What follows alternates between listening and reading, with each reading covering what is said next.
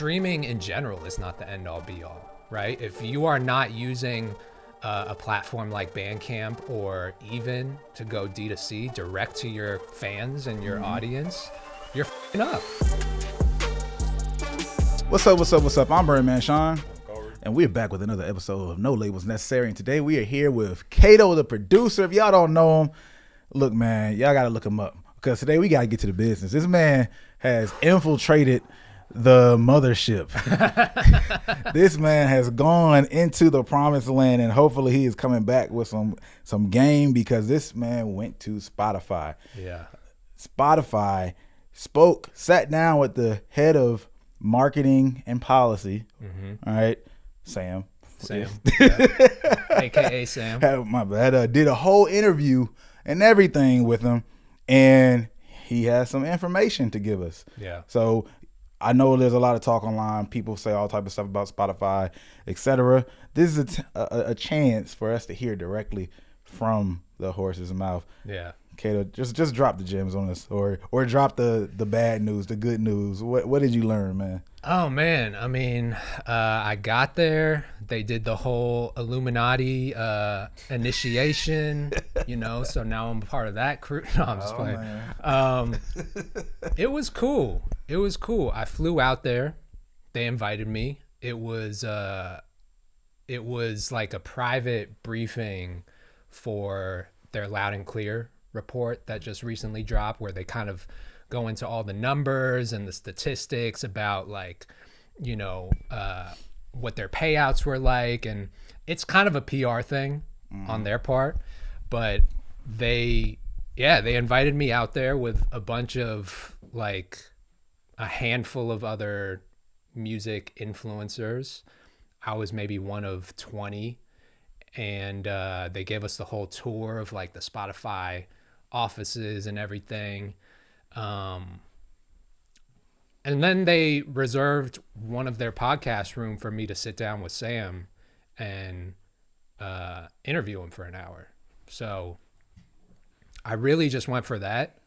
And he just dropped hella gems. All right. Let me get this back.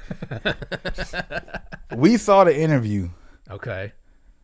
What was not on the interview that you feel like the community needs to know? What was not on the interview? Yeah, you might have just noticed something. You know what I mean? Maybe you said something off camera. Yeah, small details. Not really, to be honest with you. Even before the podcast, we probably spent an hour and a half in a private kind of studio room with all the other music influencers. And it was Sam and, damn, I'm blanking on homegirl's name, but she was the head of their playlisting. And they basically just gave us a private briefing of their Loud and Clear report, let us ask any questions that we want to. A lot of people were asking of all the conspiracy theories around everything that they've heard with Spotify and payouts and and that was it. But I really just wanted the opportunity to ask Sam one-on-one all the questions that I had. So yeah, that's what you saw in the interview. Dope. I want to get into some of the specific things that I saw in the interview, but I do want to get just from you and your impression. What was one of the most surprising things that you got just from your conversation with him? Because you're in this space, you are an artist, you are a producer. Yeah. So just, what were your questions and things that you were wondering, and it might have made you think any differently? I mean, first of all, I think that there's a lot of misplaced anger towards Spotify. You know what I mean? I've been doing this now independently for 15 plus years. Yeah.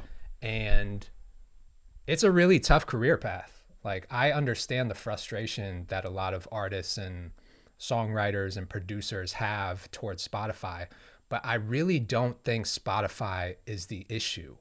They are just one piece of the ecosystem. You know what I mean? Yeah. Independent artists especially have to realize everything plays a role in the ecosystem of being a music artist.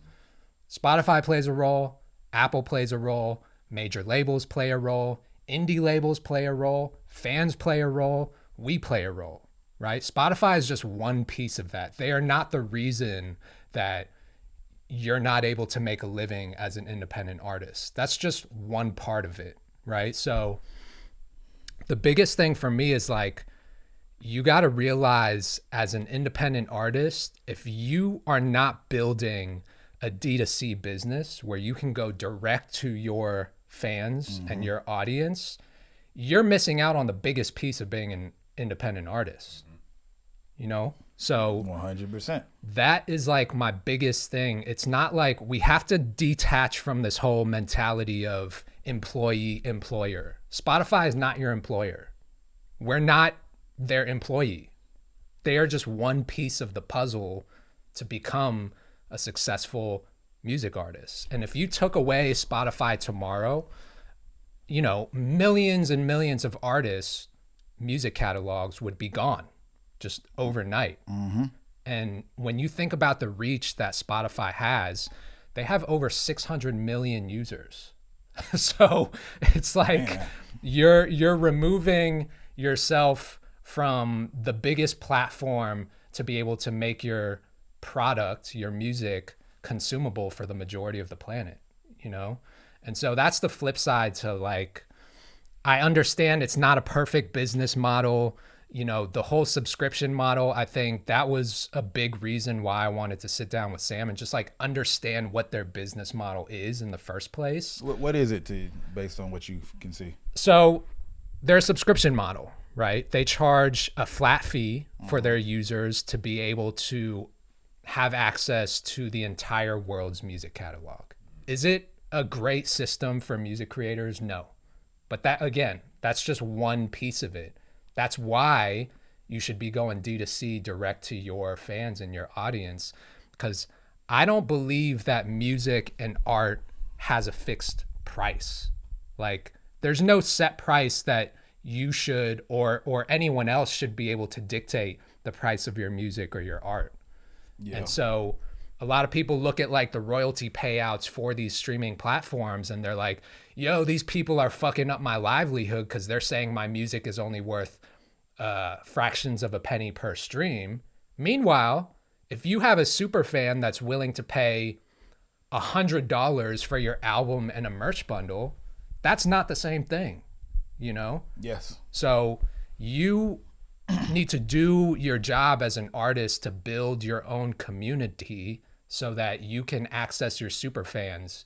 And, you know, if 1,000 of your super fans are paying $100 each, that's $100,000. So you're not tripping over fractions of a penny that Spotify is paying you, right? Yeah. So I don't know. I think just there's a lot of misplaced anger around Spotify and everyone's like blaming them. And I just see the much bigger picture of them just being one piece of the puzzle. Man, you touched on so much that, I mean, I think two primary things. One, when you talked about you need to go D2C. Yeah. Right. I think about Jermaine Dupri making this comment, something to the degree of like, why go indie, or what is the like big thing about being independent, right? And I feel like most people read it wrong, like why he asked the question. And for me, with my experience, I was looking at it from a standpoint of there's a lot of people who want to be independent or they promote this idea. However, they're playing the exact same game as the label artist, but they're handicapped. Yep. It's like, if you're going to play this game, if you still want that type of fame and all of those particular things, then why are you promoting this indie thing? Like, there are a lot of advantages to being indie, but 100%. You're not taking advantage of any of the indie benefits. You just want to be the same thing with, I guess, more ownership, more control, or just to be able to say you're indie. Yep. Like that's one of the main things like I think about, because there are a lot of people who still are not even committed to D2C. Right, right. Yeah, I mean, it's crazy, bro. Like, it's like you're showing up to the basketball game with a golf club and trying to change the rules of basketball to fit your game when that game wasn't meant for you. That game wasn't. Meanwhile, you should be, you know, over here playing golf, right? So you realize like, okay, maybe this game isn't for me. I'm going to go over here and work on my golf swing, right? But then what happens with a lot of artists is they realize to get really good at golf, you got to work on your putting game. You got to find a good caddy. You got to work on your swing. And you realize, oh shit, this is a lot of fucking work. And then they just don't want to do it. So they keep going to the basketball game trying to change the rules. You know what I mean? And so that's what I see a lot of independent artists trying to do is like, they're trying to change the rules of a game that wasn't built for them. So did they talk at all about how they got to that perception, right? Because we talk about this a lot off camera where we feel like Spotify kind of got unfairly labeled with the savior of the music industry title, right? So now all of the artists are looking at them, especially when we think about the times where we're just in saying the industry make money, artists in mass are feeling like, oh, now we finally have like a open market to where we could make money. Did they give you any insight as to how Spotify even got that villain title? I didn't ask him specifically about that, but he kind of broke down like the chronology of how we got to streaming in the first place. Okay. You know what I mean? Like we went from the CD era, right? Y'all remember like Tower Records and walking into a Tower Records and like buying your favorite album from your favorite artist and what that whole experience was like. What a lot of people don't realize, if you didn't grow up in that era, you don't realize like there were only a couple thousand artists on the shelves back then, right? And there were gatekeepers. If you weren't signed to one of the big major labels, you weren't getting into Tower Records. You didn't have the distribution, right? So if you don't have the distribution, you don't have the visibility, period. And so we went from that to the whole music piracy era of Napster and file sharing. And Sam shared with me like that was the lowest point of the music industry from a revenue standpoint. That was the lowest point in the history of music, right? Because piracy was a big problem, and then iTunes came around, and then streaming came around. So like, if you didn't come up in those eras, you don't realize how much access we have now with Spotify and with social media. Those two platforms leveled the playing field for everyone, you know? Yeah. Because anyone can now throw their music on Spotify. Anyone can go viral with their song on social media. And the cost is almost nothing to do that, right? So, yeah, it's just kind of crazy because I came up in my career during all those eras. So I've seen, I don't take for granted what we have now because it's incredible. Let me stop and tell you something simple. If you've gotten views on social media and streams on Spotify and the DSPs, but you don't know who your fans are, you're doing it wrong. You got to use Forever Fan. Forever Fan is the simplest way to take people from views and streams to regular fans and then forever fans who will spend money on you. And that's the whole point of this game, right? No one cares about having a lot of numbers on social media and DSPs anymore. The jig is up. We know that could be hacked. But having real fans who will spend money on you and show up in the real world, and then having forever fans who will make sure you never go out of business as an artist is the name of the game. So go to foreverfanmusic.com/no labels to get access to the software and strategies that we've been using to help our clients make thousands of dollars and even hundreds of thousands of dollars, to the point that we've now collectively made indie artists specifically well over $1 million with this one idea: create Forever Fans. Again, go to www.foreverfanmusic.com/no labels or check the link in the description if there is one, and use these strategies before the major labels finally catch up and start to saturate the game. Foreverfanmusic.com/no labels. Back to the episode. Yeah, I mean, I think it's very interesting because a lot of people want to participate in a business they don't understand or even try to understand. Yeah. So they just complain about the current state of it. Yeah. But like Sam alluded to, literally we were at a low for music. Yep. Right. And now we're doing so much better, and we're only continuing in the right path revenue wise. But this is kind of why I hate the idea of everybody just complaining and saying there's so much money in music. Right. It really isn't. Right. And I know when you hear numbers like billions, it sounds like, well, yeah, there's a lot of billions and this person is getting paid that amount of money, etc. But we got to compare ourselves to other industries. And people who are content creators like you know what it looks like having a conversation outside of music and in music, right? Or other people who just work different jobs, like the equivalent of all of us, right, outside of our industry is making probably 3x minimum, right? Just being who you are in the industry, culture and influence, who we are in culture and influence. And like, I think about it like this. UMG, huge level of market share in music. Last I looked, their valuation was like 40 billion, right? Big number. Until you realize McDonald's is like 240 billion or something like that. McDonald's is bigger than the music industry, basically. You know what I mean? Like in terms from a revenue standpoint. Right. You know, I think Subway is like 9-10 billion. Like it's a Subway. third of the, you know what I'm saying? Like, so when you start looking at it like that, like what these other companies and valuations, like what they're actually pulling in from revenue versus the music industry and somebody who has as much of market share, then you realize, well, if there's less money that's being made, then you're going to have less investment. Like everybody, you know, is like waterfall down from there. Yeah. The managers are only making 20% of the no money that artists are making, or the some money or the lot of money. Everybody's impacted by that same thing that's in the industry, and I don't think people put that in context enough. No, artists don't put that in context enough. Right. More than anything. But that's why I hate when, because I was reading through the comments of that first video that I posted asking Sam about the viral Snoop Dogg video. Oh, yeah. I was going to get to that part. And I was like shocked at how many people just had zero understanding of how business works in general, right? They were just saying, well, how much did the CEO of Spotify make? You know, and it's like,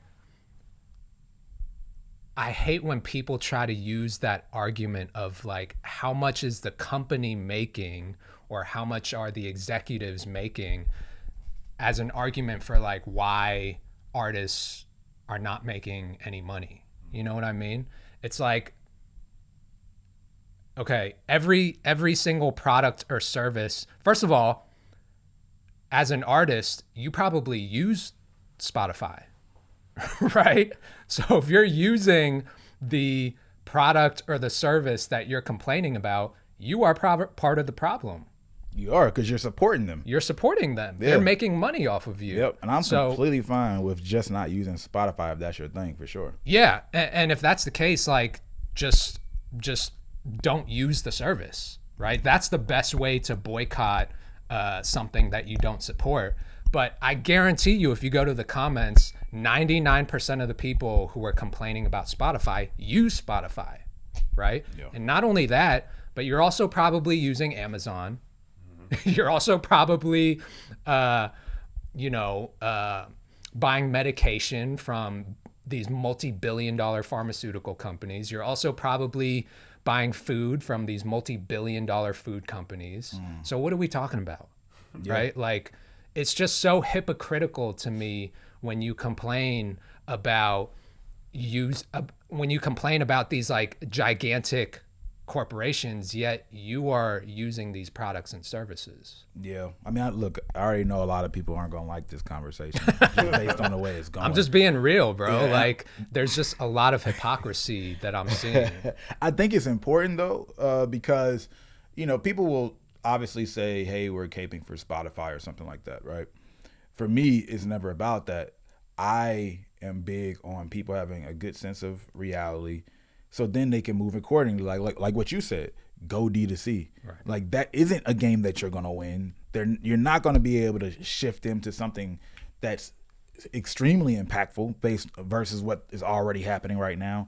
Make sure you do get your money. Yeah. You know what I mean? Like, understand that isn't going to save your life. So it's more from our perspective, we look at it as actually more empowering versus they think, oh, you're trying to support. It's like, no, you just got to realize what it is. Yep. It's like that guy's the bully, you know, that guy's, you know, the finesser, like, and you treat them like who they are. Exactly. And then you figure out where you fit in. That's what I mean, bro. Everything plays a role in the ecosystem. Spotify is not the end all be all. Streaming in general is not the end all be all, right? If you are not using a platform like Bandcamp or even to go D2C direct to your fans and your audience, you're fucking up.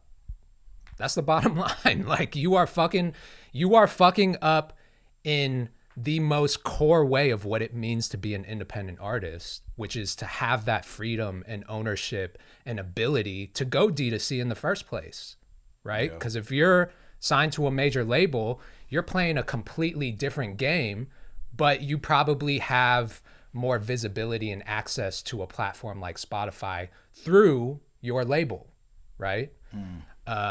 So it's just a totally different game, and I think artists need to start looking at the music industry as a game and as an ecosystem that you are a part of. I want to go back to something you mentioned earlier as well, because you talked about artists not wanting their music valued at pennies per stream. Yeah. But then also you can go sell a project, an album to your fans for $100 or whatever, right? Yeah. And I think something that's pretty unique to music, I think there's other art forms and things that are like this, but music especially that people don't take into account enough is the price elasticity that it has. Where on a streaming platform, yes, for now you're worth pennies on a dollar, but in terms of going direct to your fans, you're worth maybe $10 for that particular song or $100 for those set of songs. But then you can go to get a sync deal and it could be 10 bands or maybe even 100 bands if you go directly to a company. We had one artist that we interviewed years ago who was able to like work directly with Spanx and get paid a 6-figure payout. Yeah. Right? Like it just depends on who you're talking to. So even when you look at it like that, you know, where is your value in every single market almost? Like, and how do we maximize those things? Bro, it's worth whatever people are willing to pay for it. That's what I've realized is like music and art has no fixed price. It's worth whatever this person's willing to pay, whatever this person's willing to pay. Spotify is a company where like the business model doesn't make the most sense for artists, especially independently, right? Okay. But again, like a casual listener on Spotify who hears your song doesn't have the same monetary value as someone who's been following your music for 5 or 10 years. That person is willing to pay, you know, probably $50 to $100 for your album, come pull up at your next concert, buy all of your merch, right? Pay for all of the experiences like that.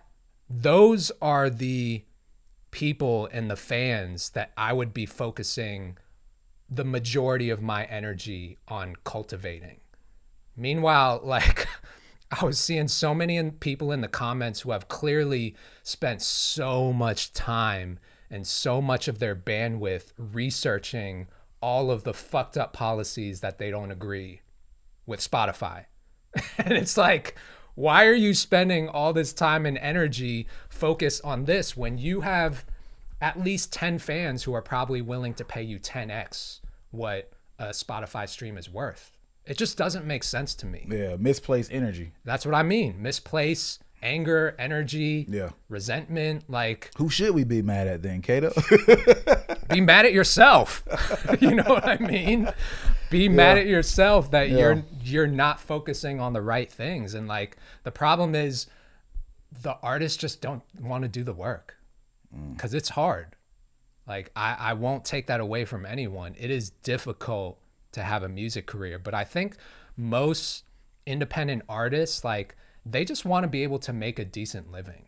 They just want to be able to quit their job and make $60,000 to $100,000 a year off of their music, right? We're not talking about becoming a millionaire off of your music. I think most people just want to be able to support their family and feed themselves off of their art, right?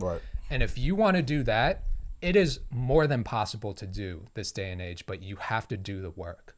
And most people just don't want to do the work. So you, as an artist, as a producer, what are the routes that you've been taking, and what are your favorite ways to monetize that you've seen over the years, that you've done over the years? Maybe it was like a bag and you didn't realize, yo, I didn't know it paid like this over here. I got to do more of these. Like, what does that look like for you? I mean, I would say 95% of my business model as a producer and an artist is going D2C, right? So everything from having my own beat store where I set the rates for my beat leases and for my exclusive licenses, having my offer-based services where anyone can submit an offer to me for a custom beat, for a music review, for a consultation, one-on-one studio session. You can submit your own offer to me, right? So whatever you think that's worth to you, you submit it to me. If I agree with it, then we'll lock it in and make it happen, you know? I've done entire 20, 30 city tours by myself where I pull up to a city and I host like these 3-4 hour long workshops for music artists and producers. And I give you feedback on your music, and I bring together rooms of like music creatives in all these cities and let you network with other people. Like, that's all D2C, right? So I've made millions off of just like cultivating my own community and my audience. And I still have my music on Spotify, right? Because I think that it's a great way, like Spotify as a consumer is an amazing business model, bro. I have access to all the music I want for $10 a month, right? As a consumer, I love that. Imagine if Spotify tomorrow was like, okay, we give in, we're going to pay artists exactly what you want, right? Pay what you want streaming? Pay what you want streaming. Or, you know, we'll set a fixed price for your music, right? Let's say we'll pay you a penny per stream, but we're going to keep the subscription rate at $10 a month, right? So at a penny per stream, that's like, what, 1,000 streams per month? Yeah. Right? Yeah. As a consumer, if I knew that my music consumption was capped at a certain number, I'm sure a lot of people listen to more than 1,000 songs a month. I would fucking hate that. I'd probably end my subscription. Like, I'd cancel tomorrow. Imagine if Netflix did that, right? They were like, all right, you guys can only watch 1,000 hours of movies and shows a month. They'd go out of business tomorrow, bro. Right? Already trying not to go out of business. Right. It's hard enough as it is, the way they're doing it. But as a consumer, I love the way that they're currently set up, where I have access to as much music or as much movies as I want to on these platforms. I mean, you're touching on something that's important, though, because I think at the end of the day, the streaming platforms, even the labels, don't dictate what the consumers are willing to pay. All right. So at the end of the day, if consumers were more willing and thought different, shoot, of course they would get more money. Like, the labels want as much money as possible, even from the consumers, because in that way, that's one of the unique ways that they are aligned with their artists, right? Yeah. As much money as they make, that's more money for them to take, right? So however you want to look at it. And I think there's the hypocrisy that you're touching on is, if I'm using Spotify, but then I complain about how much they pay me, or if I'm using another streaming service where it's Netflix, so filmmakers and their content creators complain about how much Netflix is willing to pay. The writers had to go on strike not too long ago. Like, the issue exists everywhere in streaming. Like, the internet messed that up, right? And it made it harder to use. I mean, it made it harder to gatekeep and force like certain market payouts and things like that. But it also had this whole beautiful thing where now you have a lot of artists and creators that are able to create. And I think what people should realize as a society, damn near at this point, we're figuring this out. Nobody even knows what the best model is. But when you talk about that hypocrisy, I don't know. Did you ever go through this phase yourself where you were complaining about how much? Oh, of music? course. Okay, let's talk about that, because I think it's easy for you to sound detached at this moment, right? Yeah. You know what I mean?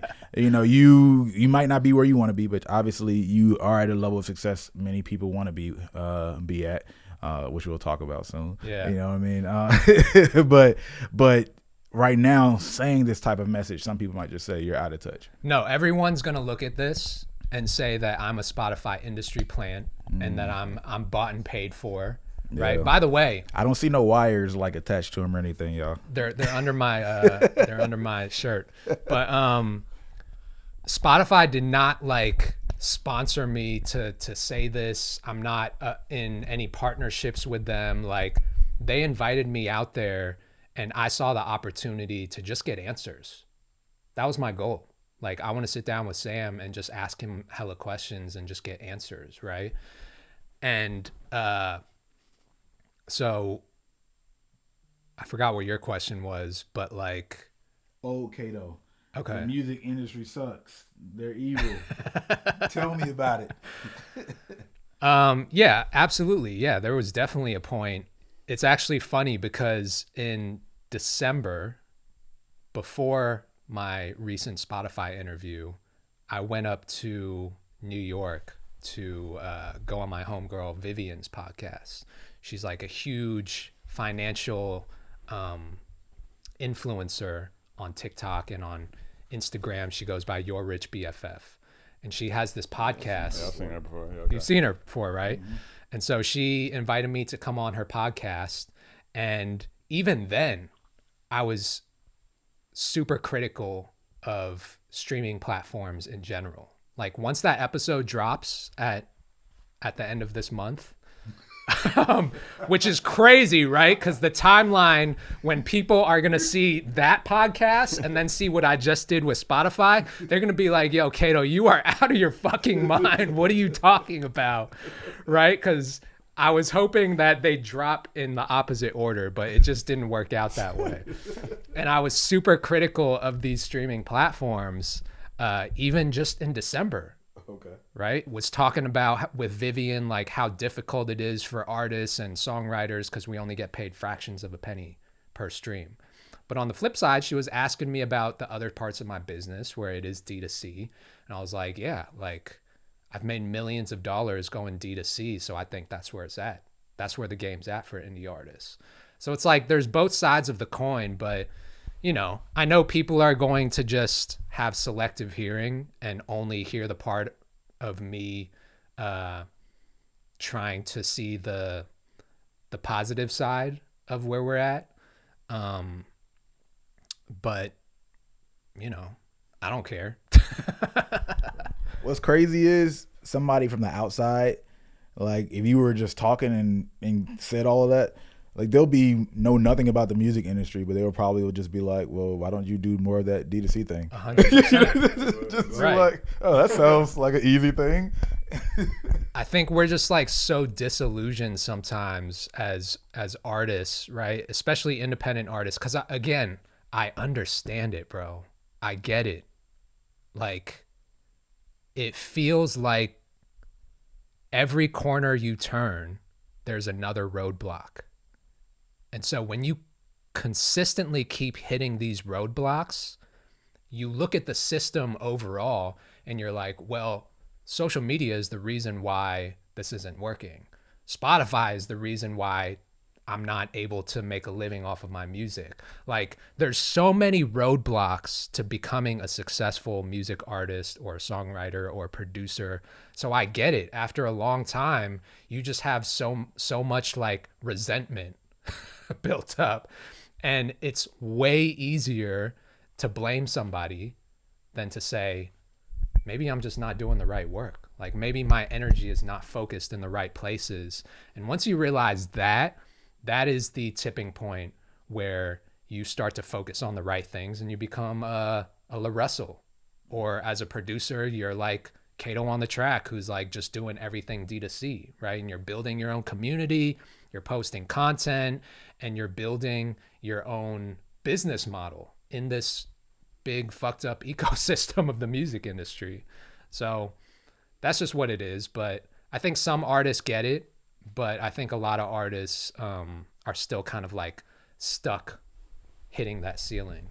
Yeah, see, earlier you said you think it's artists being lazy. I have a theory. I think that there are more artists that are willing to admit that they are chasing fame rather than necessarily like a music career. You know what I'm saying? Because I think even if you boil it down to even complaining about the platforms, to your point, Spotify doesn't control access to having a career, but they do control access to a certain level of like cultural influence, or a certain level of fame can come with, not fame necessarily, but let's say like, I think the other side of it might be industry validation as well, right? Right. You see a lot of artists chasing, I want to be center of culture, I want to be famous, I want to be Drake, I want to be SZA, whatever. Right. Or I want to be able to walk into a room and, I don't know, like Kato respects me, Jay-Z respects me. But there's a reality where there could be a kid out there right now with the audience and like, y'all have no idea that each other exists, right? Yep. So I mean, so how much of the artists are you talking to do you feel like are putting their energy more so into, I guess let's call it like fame-oriented strategies rather than like real success-oriented stuff? I think because of the nature of the entertainment industry in general, almost everything is just vanity, right?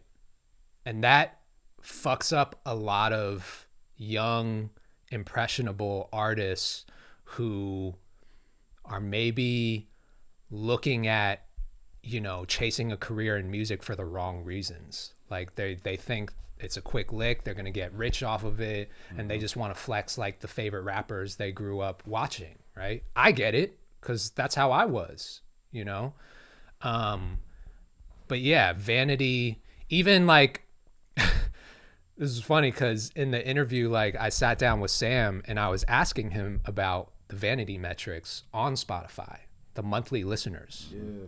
Like, what does that even mean? How do y'all calculate that? And he was the first one to admit, like, that is a vanity metric.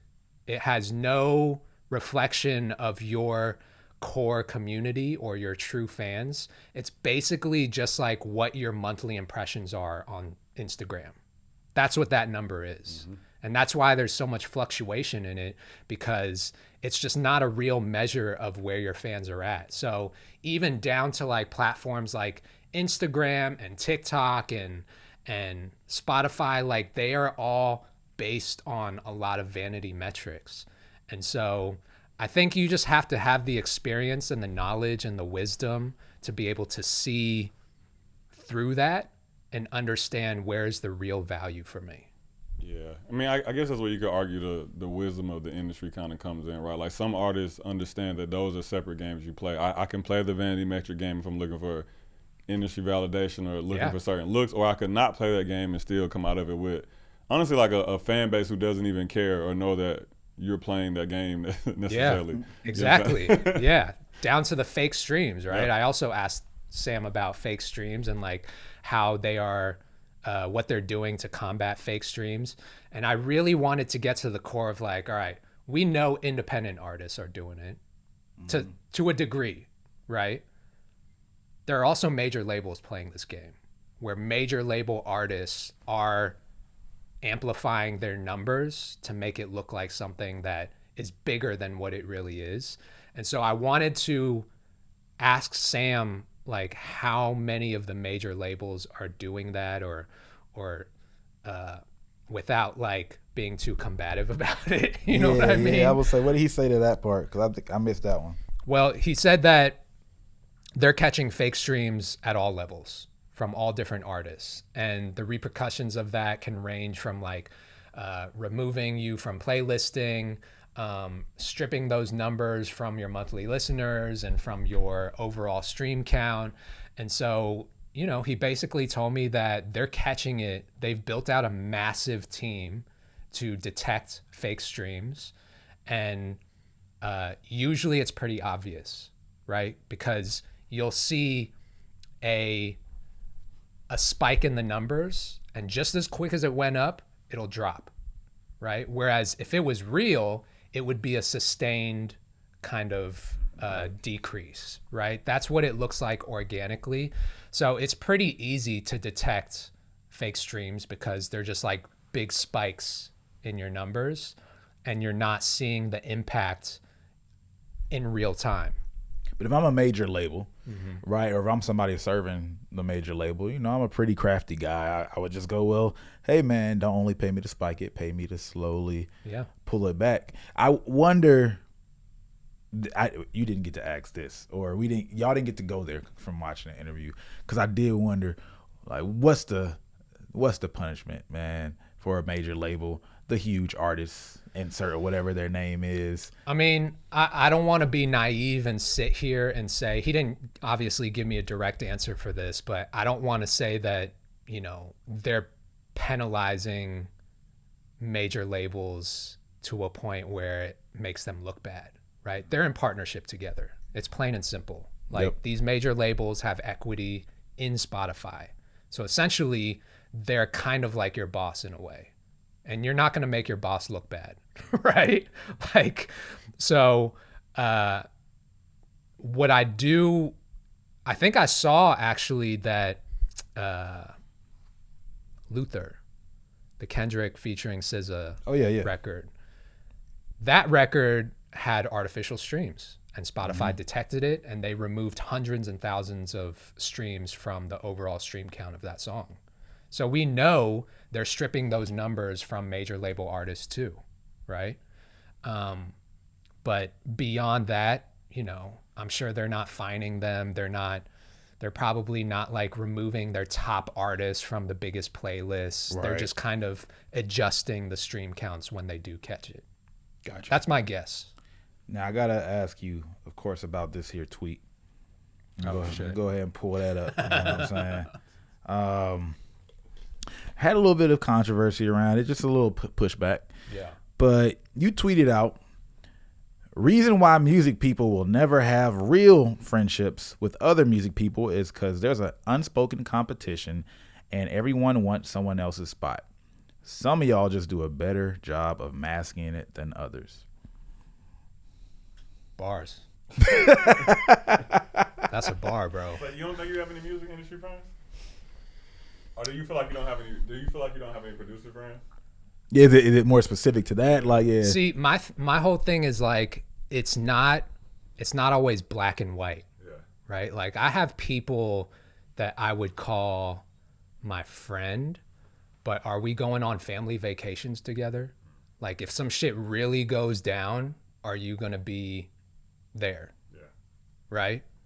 That's what I was talking about when I said real friends. Mm-hmm. And I just think that, like, I didn't know that this would be such a hot take, because I thought we all knew the higher you rise, the sharper the knives. That's essentially what I was saying, right?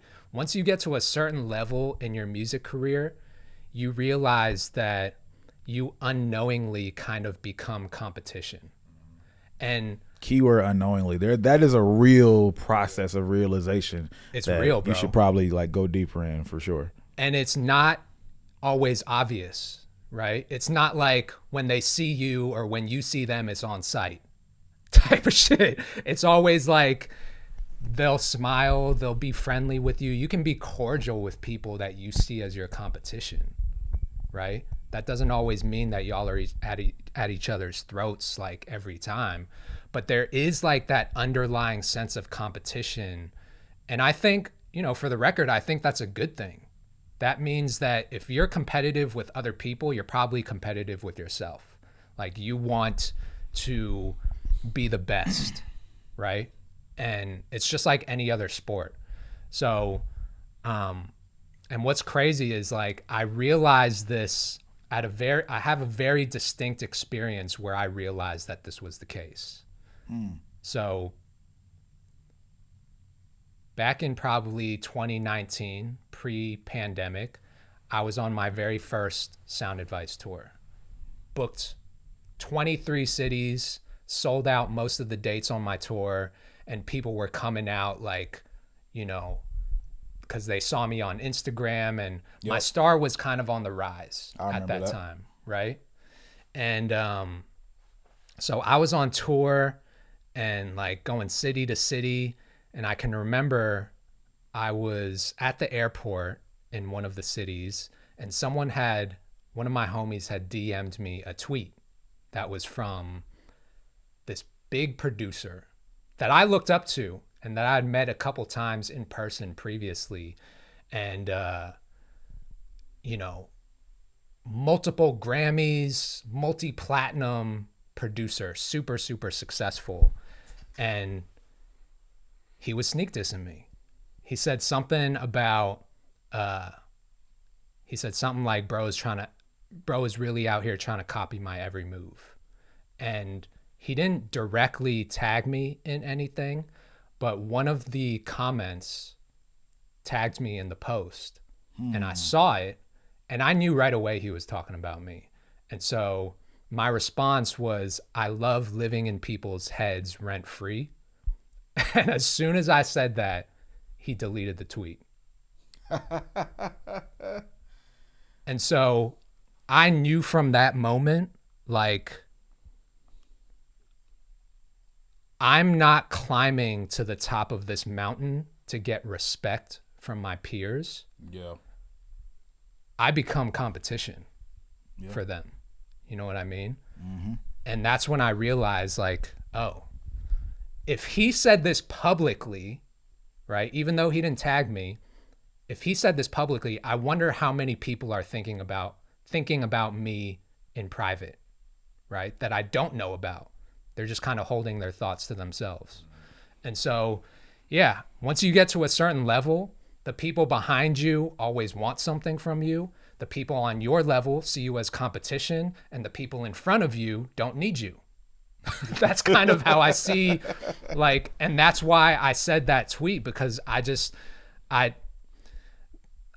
don't think that relationships, real friendships, happen when you're in a sport as competitive as music. Everything is a competition in music. Everything is transactional. Everything is about how can you help this person? How can they help me? And it's really hard to build organic friendships off of those premises. That's all I was saying. The one exception is if you came up with the same people that you're around today. That's the one time maybe that could be an exception to that rule. But even then, sometimes people switch up, right? People do. I think it was funny because I saw one comment where a woman was like, no, this isn't true. Me and my friend started a studio or something. Like, okay, y'all were friends and then y'all started. Like, that's different, right? And also, all right, so peep this, right? So let's say you have a group of friends that are also musicians, right? And y'all are pretty much on the same level. You're coming up together. You're just trying to like get to those bigger opportunities together, right? What would happen if one of y'all had this major, massive opportunity that was like life-changing, right? No one else got this opportunity but you. I would be willing to bet that the people in your circle would start to feel a certain type of way about that. They would start to feel like, well, why didn't I get this? Like, why didn't this opportunity happen for me? Like, I helped this person kind of on their come up. Like, maybe I feel like they owe me something. Why, that should be me. And I guarantee you, like, people in your circle are going to feel a certain type of way once one of y'all starts to come up a little bit, right?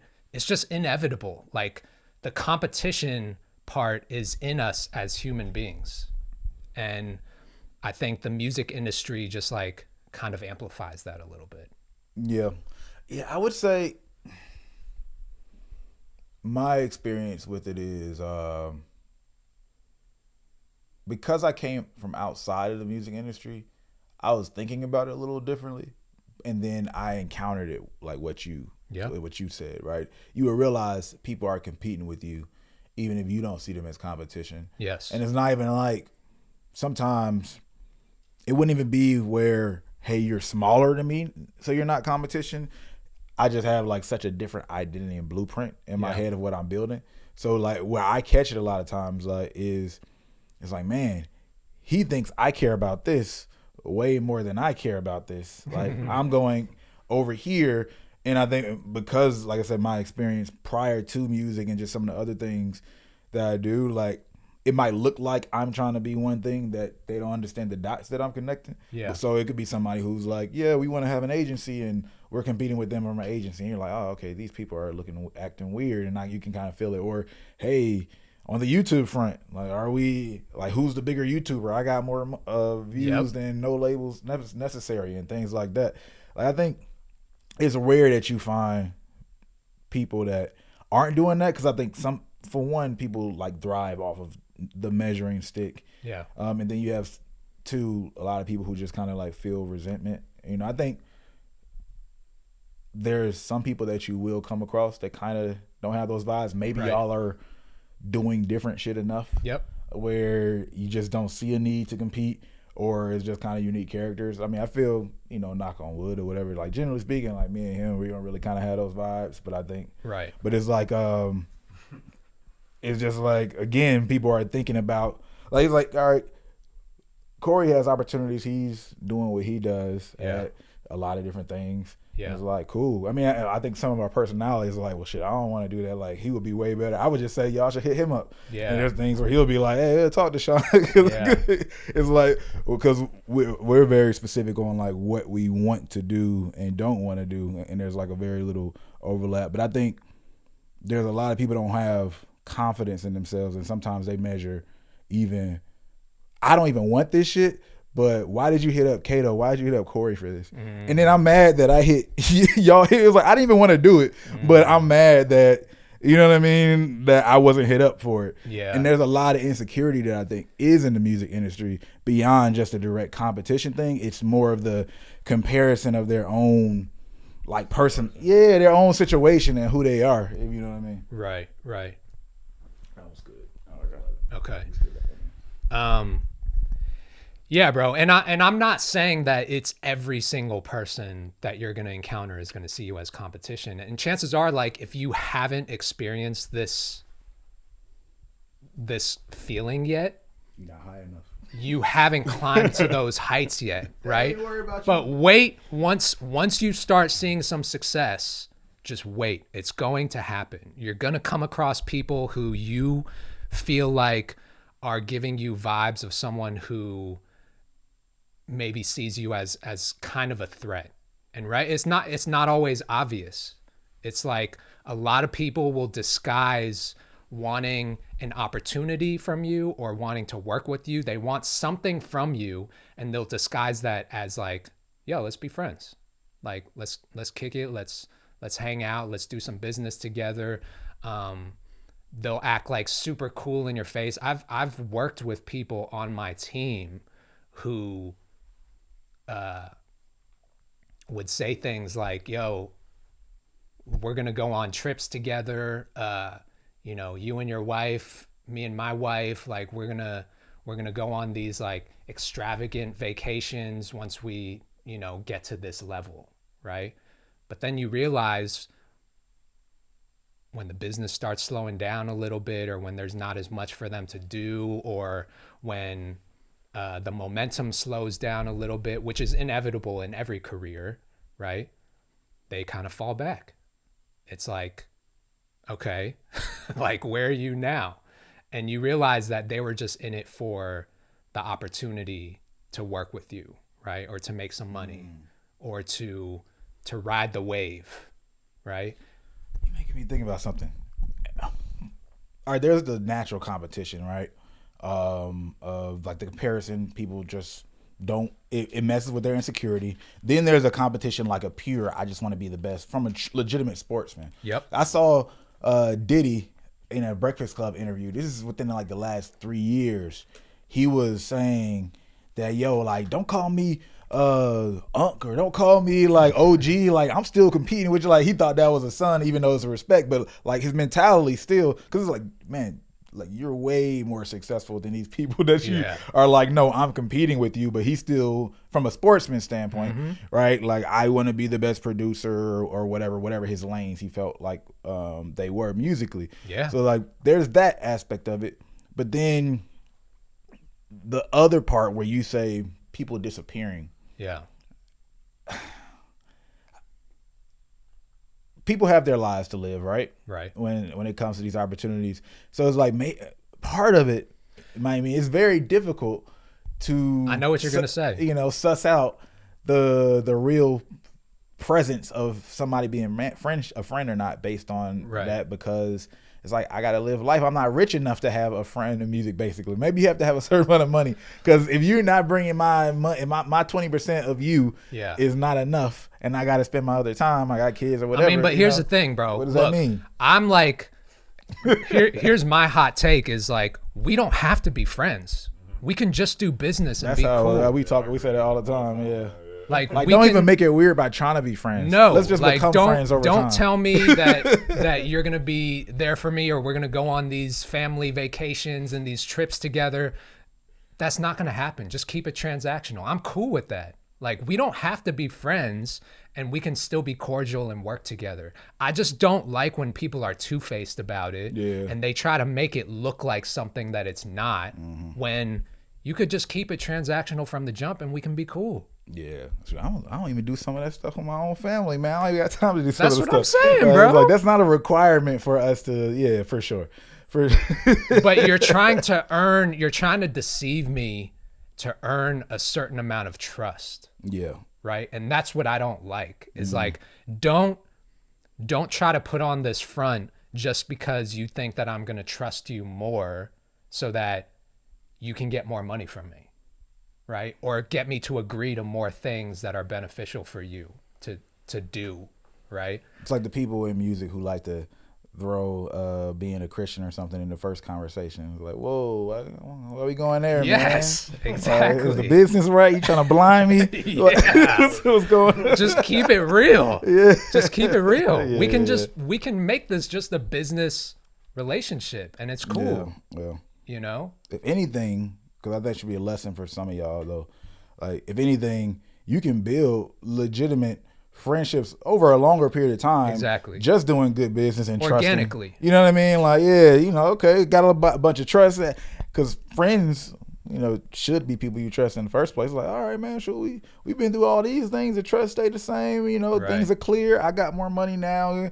You know, like it's like Kobe. Yeah. Right? How I was like, all right, he was in the gauntlet. And then, none of y'all are my friends. Okay, now I can take the pressure off. I won. I'm at the top of the mountain. Let's see who else is here. Yeah. And then we can talk about being friends. Same with, I feel like any great athlete, right? If you look at Jordan in his prime, right? It's like, I get the vibe that Scottie Pippen fucking hates Michael Jordan. Like, now, right? Yeah, you definitely get that now. Like, he does not give the vibe that him and MJ are good friends at all. What makes you think that? I mean, he's been pretty clear. He's been pretty clear in his statements. Yeah. And they still made a great team. Mm-hmm. You know what I mean? So it's like, we don't have to pretend that it's something when it's not. And even if you look at the big three, Drake, Cole, and Kendrick, right? You think at some point they've definitely met each other. I'm sure they considered each other like, I don't know if friends, but they were cordial. And now it's like the competition between them is on another level, right? I think it's only like that too because of this current era we're in where everybody tries to pretend it's friends. It's like the LeBron era, right? Like everybody tries to pretend to be friends just because and do it that way. So it was suppressed. Right. When y'all knew y'all weren't this all the time, this whole time, and eventually it's going to come out. Yeah. Right. Where back in the day, man, you know, they would have had, I mean, they didn't have monthly listeners and stuff, but let's just say that at 100,000 monthly listeners, they would have been going at it. Mm-hmm. You know, back in the day with barely anything to lose, but it would have been very clear, like where they were with each other. You know. Yeah, it's competitive, bro, and I'm cool with that. Like, let's you know, that's what I was saying in the tweet. The higher you rise, the sharper the knives. Yeah. One thing I do think about is Patrick Bet-David. Mm-hmm. I remember years ago he said this, and he was talking about in business, you don't need more friends. You have your friends from before business. He said what you need is allies. Yeah. And like that made sense to me. It does. Was like, because he's like, it was funny because he was also like, you might not even be able to rely on your friends to get the things you need done in business, right? That's true. As well. So it's like on both sides, right? It's like your friends are for whatever that stuff is. And then, when it comes to business, you'll have your enemies and you have your allies. And sometimes the enemies will become an ally, Yep. That whole process. And I'm like, but hey, when shit goes down, who can I call? And then move the ball forward, right? Yeah. And in business, obviously. So I thought that made a lot of sense. It does. And I can tell y'all, like, most of my friends now are outside of the music industry. Mm-hmm. I have a lot of allies in the music business. Yep. And I have maybe like the amount of real friends that I consider real friends and in the music business, I can count on one hand. That's it. And you've been in how long? 15 years now. The rest of the people that I consider friends are outside of the music industry because I know they don't want anything from me. Like they don't need beats. They don't need like the followers. They don't need clout in any way. They're just like, yo, I think you're cool. Like we're both successful. Like let's be friends type of shit. And I like those type of relationships where I feel like you don't need anything from me. You put your guard down. Yeah. Friend talk. Yeah. Yeah. Shoot, some of my friends outside of music was like, yo, man, they will so much be your friends regardless of where you are in music. You got to remind them like, yo, man, I need time to actually be successful and stuff. Right? Yeah. Yeah. So no, it is different. And I think a couple of things that I've observed again in the music industry that I think lends to the climate that you talk about is one, there's less money. Again, people think it's so much money in the music industry. I get it.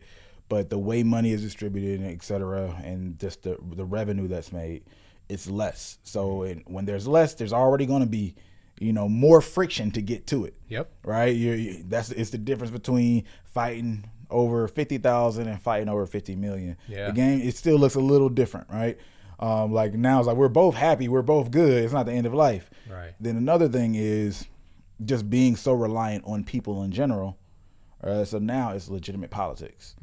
In politics, what is it? It's less money. Like if you look at politics as a career, heavy on people, all right? And no, it's not as much money. The government jobs don't pay as much money. It's so much more power and influence. Right. And once you have those elements that lead a lot of it, the people become the utility versus the product. Like the artist is a product, right? But then even how the networking and everything works, everybody becomes productized to something, to some degree in the music industry. And it's not like if you're working at Salesforce, you know what I'm saying?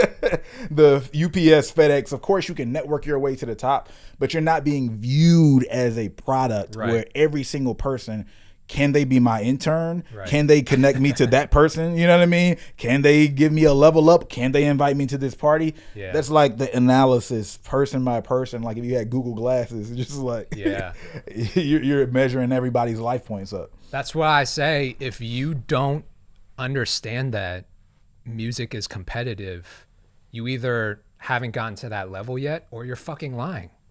Right? I saw producers retweet me that were multi-platinum producers that had like tons of followers, and he said that I was projecting, which fuck yeah, I'm projecting. Wait, you said what? He said you were projecting? He said about my tweet that I was projecting, right? In a slick way. He like screenshotted the definition of projecting. And I saw that and I was like, and like you've really never, you can honestly sit there and tell me that you don't think music is competitive to the point where people will use you for opportunities, And to me, I just thought like it was disingenuous that that he would think that, because clearly he's risen to a level where he must have experienced that before.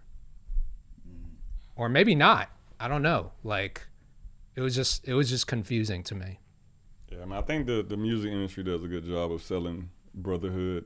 You know what I'm saying? Like they take the pictures together. We all stand in front of the statue. We share the checks together. We tag each other on the Instagram post. They do a really good job of selling to people that we're friends together. And that's how we got here. Because clout is currency, right? Clout is currency. Like, if you're standing next to the biggest artist in the world who has a #1 song, like, that usually means you're perceived as someone who is on that level. And I think it's just, again, it just goes back to the vanity of it all. Like, there's a lot of smoke and mirrors in the music industry. I want to ask you about a couple more of your tweets, man. Having a music career sometimes feels like I'm in the business of proving everyone wrong and showing them what's possible. Another bar.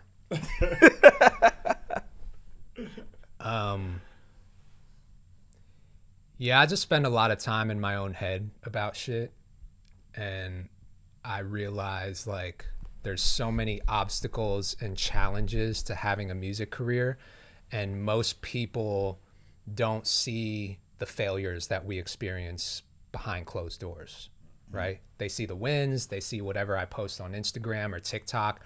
I try to be as transparent as possible about all aspects of my journey, both the wins and the losses. But yeah, it just feels like a lot of times, like, even at 15 years into my career, I'm still trying to prove to myself that I'm capable of reaching the highest levels of this. And by doing that, it's almost proving to everyone else, like, that didn't think that I could do it. You know? Having a music career. Wait, no, that's the same one. Where's the other one? There we go. Man, consistent residual checks in smaller amounts are so much better than big checks up front. LOL. Which check made you feel that way? All of them. Yeah, I mean, the hardest part about having a music career is the stability of it, right? It's an incredibly unstable, even from a monetary standpoint, like, it's a really unstable paycheck. It's not like you're clocking in and out, you have an employer, you get your check every month. It's not like that. So a lot of times when you get these big checks, it's easier to run through $100,000 at once than it is to get $10,000 installments of it at a time, right? Yeah. And that's been my experience. Like, when the money is good and the money is flowing and you're getting these huge deals and these huge checks, like, it's so easy to run through that because you think it's going to keep going forever. And you have no visibility into when that's going to slow down. It could slow down tomorrow, and then all of that gets cut off. And if you're not financially prepared for that, then you're in a lot of trouble, you know? So hell yeah, I think most experienced artists and musicians would rather get smaller, like, consistent income than one big check. Create some level of stability. Yeah, that stability is everything. You get what you negotiate, but over negotiating is how you lose opportunities. I'm gonna just leave it at that. Yeah, I mean, it's true. I think some people are so hungry for the opportunity and they kind of get FOMO a little bit. Like, they think that this is the one opportunity that could change your life, that nothing's going to happen after this. And they try to, like, over negotiate to try to get as much as possible from this one thing. Meanwhile, like, yeah, I just think that's the wrong way to approach it. What's the impact of over negotiating though? I think you burn bridges with people. Like, people can see that, it's just the greed. Like, people can tell when you're being a little bit greedy, and they don't want to work with people like that. Yeah, it reminds me of this story. It was this guy talking about his dad. He was in a meeting, and his dad's super cheap or whatever. He negotiates with all these execs by himself, and eventually the exec kind of agreed to the deal, but it was like really Aggressive. really aggressive, right? Yeah. But the guy, there was like an assistant there, and when all the other guys left, they were like, "Oh, you know what do you think? Awesome, right?" And he told him, he was like, "No, I think your dad asked for too much, or whatever." But he was like, "Man, I got the deal," so he's cheesing. Lo and behold, eventually the guys just come back and they're like, "Nah, we're good." Yeah. And I think that's what people miss out on, is like, either you're gonna do that deal that one time, and then they'll be good after that because they're like, that didn't feel good, Right? And it's like, you got to think both people have to feel good. That's where the whole win-win scenario comes from. Yeah, it's tough. Sometimes it's a tough kind of balance to create, and that's why I do think it's important to have a strong team around you who can advise you of like, what's the right thing to do, how do we push but not push too hard. Having that experience on your side goes a long way. But I see a lot of kids and like, upcoming producers who try to grab as much as possible from an opportunity, because they naturally have kind of a cynical view of the music industry. They think that everyone's trying to fuck them over, right? So they're like, I gotta overprotect myself to make sure that nobody fucks me over. And you've been fed this propaganda at the same time. Yep. And they have just this skewed idea of how, business and negotiation works, and that's experience. Okay, I'm gonna get two more. All right. Man, I didn't realize you tweet this much, by the way. I told you, bro, I'm in my head a lot. Spotify doesn't count a stream if it's under 30 seconds. If your music isn't engaging enough in those first 15 seconds to keep the listener locked in, they'll hit skip and it won't be counted. That's why I tell y'all those unnecessary intros. Keyword, unnecessary.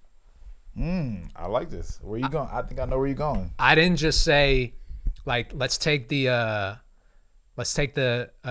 Cardi's new album drop, right? And everyone was saying Playboy Cardi. Yeah, Playboy Cardi. About Cardi B. I was like, no, Playboy Cardi. And everyone was talking about the Evil Jordan intro. It's like, what, 45 seconds long, right?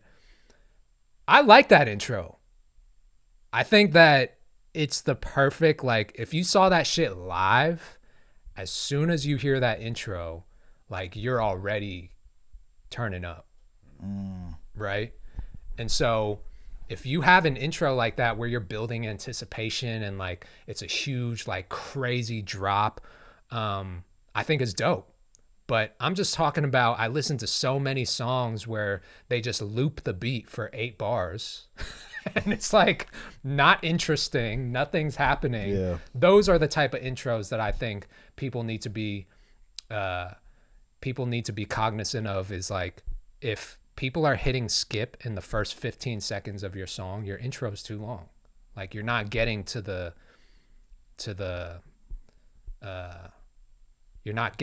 interesting part of your music quick enough.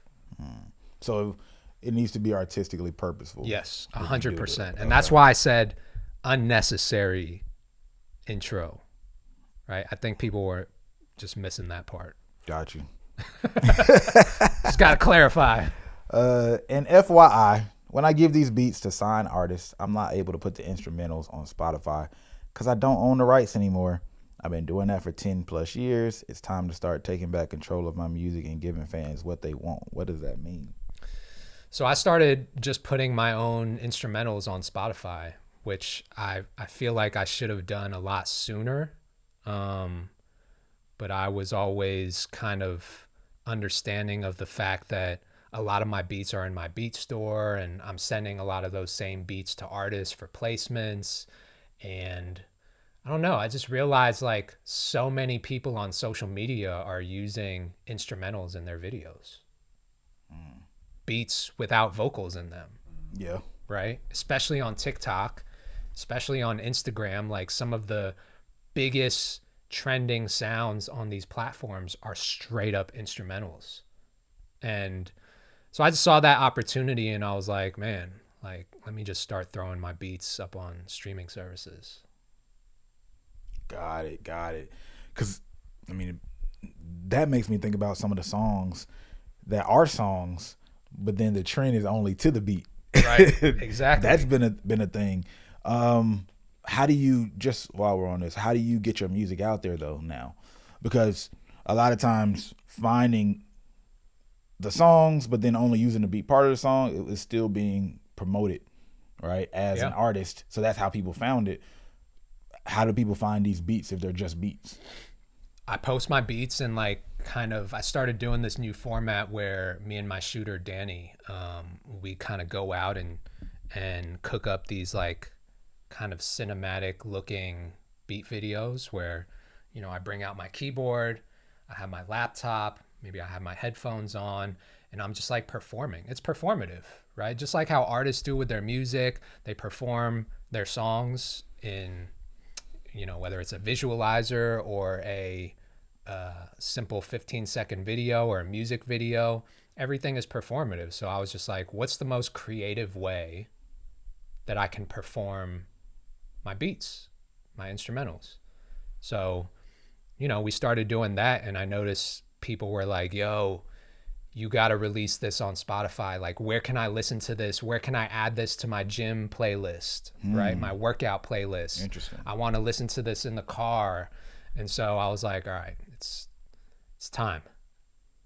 That's interesting. So people are just listening to instrumentals like music. Is there? Yeah. Because I would not take your type of instrumental like that. Mm-hmm. You get it for like the lo-fi. You know, I don't necessarily have my music I'm studying. Right. But when someone says I want to listen to that while I'm in the gym, I actually haven't heard anybody turn on an instrumental with gym BPM with no music before. That's kind of interesting. Yeah, but apparently it's a thing, you know. I guess I don't do it because I make beats all day, so it's like I don't want to hear more of my beats. But I think people genuinely, if anything, just want to be able to use instrumentals in their content. Yeah, you're tapping into a new market. I love it. I love it. Yeah. Kato, appreciate you pulling up, man. This has been dope. Had to get that off. A couple rants. I was going to say, well, is there anything else that you want to get off your chest that you feel like you missed? I mean, no, that was pretty much everything. I'm going to get roasted after some of these clips come out. You're never one to not, snap back at them, man. You do it plenty of times. I'm trying not to, bro.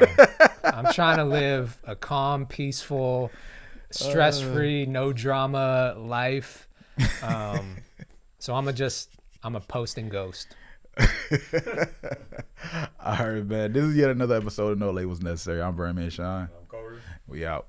Appreciate you for watching. If you like content like this, you'll love seeing our marketing strategies that we've used as an agency to blow artists up. I'm talking about literally billions of streams and tens of billions of views on social media, not to mention now millions of dollars made for indie artists at foreverfanacademy.com/NLN. Because Forever Fan has now sponsored us providing free courses, hopping on calls with artists, giving marketing advice, and bringing in some of our industry homies to share game that you'll never see just floating out there on social media. I'm talking about campaigns we're working in real time, and even greater, one of the primary tools we use to have so many of our clients successfully build their independent fan base. That's Forever Fan. So check us out at foreverfanacademy.com/NLN and get free access to check it all out.